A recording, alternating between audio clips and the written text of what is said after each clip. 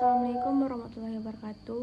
Saya Mujurniati dari kelas 2B akan mempresentasikan hasil PPT saya yang berjudul Anatomi Fisiologi Sistem Kardiovaskular. Yang A, definisi sistem kardiovaskular merupakan organ sirkulasi darah yang terdiri dari jantung, komponen darah, dan pembuluh darah yang berfungsi memberi dan mengalirkan suplai oksigen dan nutrisi ke seluruh jantung tubuh yang diperlukan dalam proses metabolisme. Jantung adalah organ muskuler berongga yang berbentuk menyerupai bentuk piramid atau jantung pisang yang merupakan pusat sirkulasi darah ke seluruh tubuh.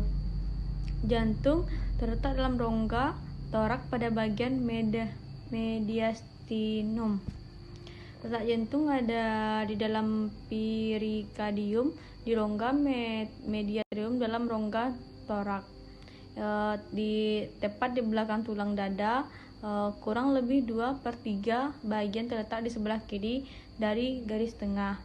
Dan A. Natrium kanan berfungsi sebagai penampung darah yang rendah O2 dari seluruh tubuh.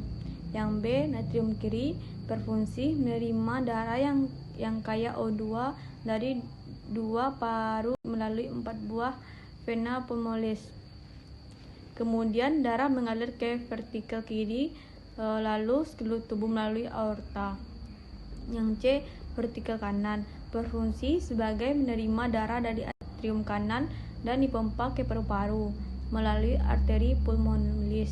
Yang D. Vertikal kiri berfungsi menerima darah dan atrium kiri dan dipompakan ke seluruh tubuh melalui aorta. Kedua vertikal dan dipisahkan yang oleh disebut dengan septum vertikal. 2. Yaitu peredaran darah. Sistem peredaran darah pada manusia dapat dibagi menjadi 2 bagian, yaitu peredaran darah paru-paru yang beredar dari darah kecil dan peredaran darah sistemik, yaitu peredaran. Siklus jantung adalah kejadian terjadi dalam jantung selama peredaran darah. Gerakan jantung terdiri dari 2, yaitu kontriksi dan diastole. Bunyi jantung. Selama gerakan jantung terdengar 2 macam suara yang disebabkan oleh katup-katup yang menutup. Bunyi pertama ketika menutup katup anteriovertikal, bunyi panjang. Yang bunyi kedua ketika menutup katup semivolunar, bunyi yang pendek. Sifat otot jantung. Di dalam otot jantung terdapat jaringan kasus yang menghantarkan aliran listrik. Jaringan tersebut mempunyai sifat-sifat khusus.